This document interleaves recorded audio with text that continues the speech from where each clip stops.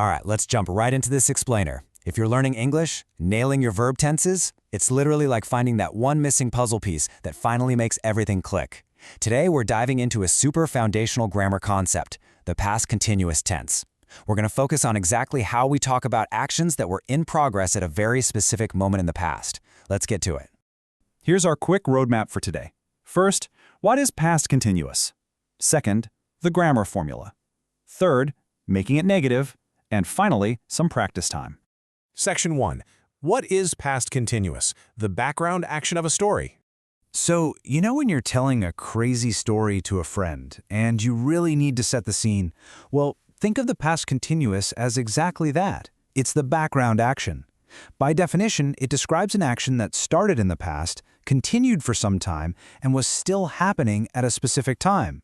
Basically, it tells your listener, hey, this action was already in progress before the main event even happened. Let's look at a timeline to see how this actually works. Take the example, at 8 p.m. last night, I was watching TV. Okay, at point 1, the action started before 8 p.m. Maybe you grabbed some popcorn and hit the couch around 7:30. Then, point 2, right at that exact moment of 8 p.m., you were right in the middle of watching that show. And finally, point 3, after 8 p.m., the action just kept right on going. You didn't suddenly stop at 8, you were simply in the middle of doing it, right then and there. Moving on to Section 2, the grammar formula, building the tense. Now, the absolutely crucial thing to remember here is that putting this tense together is really just a simple two-step formula. Honestly, think of it like a really easy math equation. Step 1, you use the past tense of the verb to be, which is always going to be either was or were. Step 2, you add your main action verb, but, and this is a big but, you must attach an ing to the end of it. You need both of those pieces every single time to make the whole shebang work. Drop the was or drop the ing, and the sentence completely falls apart. Let's break down how this builds depending on your subject. For singular subjects, I, he, she, it, we use was. So, I was sleeping or he was reading a book. It's singular, so it gets was. Now for plural subjects, we, they, and the pronoun you, we switch to were.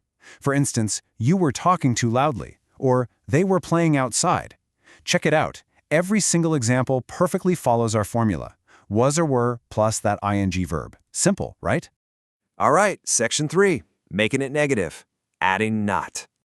Often, we actually need to tell someone what we were not doing in the background. To flip these into negative senses, you literally just squeeze the word not right after was or were. So you can say, I was not sleeping, or go with the super common contraction, I wasn't sleeping. Same goes for our plural subjects. We were not paying attention easily becomes we weren't paying attention. And honestly, in everyday spoken English, you're going to hear those contractions, wasn't and weren't, all the time. Which brings us to Section 4, practice time. Test your knowledge.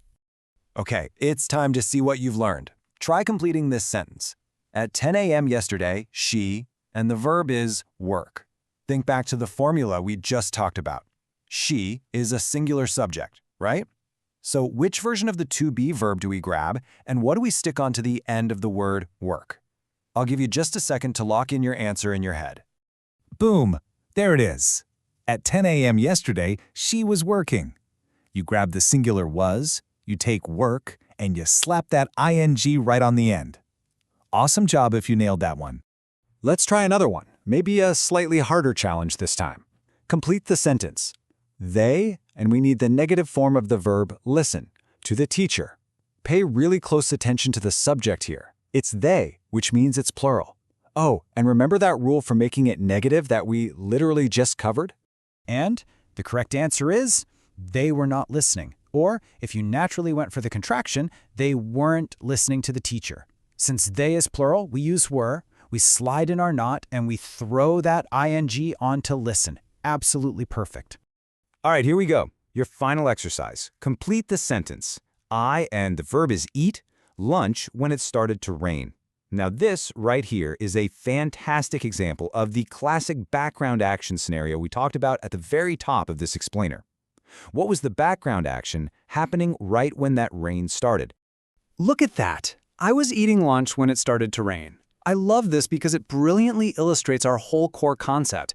The eating started before the rain, it was in full swing the exact second the rain began, and it probably kept going while it rained. It literally sets the scene perfectly. So that brings us to one final question. Now that you've got this formula locked down, I want you to apply it directly to your own life. What background action were you doing at 8 p.m. last night? Were you reading? Were you driving? Use the formula, subject, was or were, plus your ing verb, and build your own sentence right now. Practice really does make perfect, and you officially have the exact tools you need to tell your own story.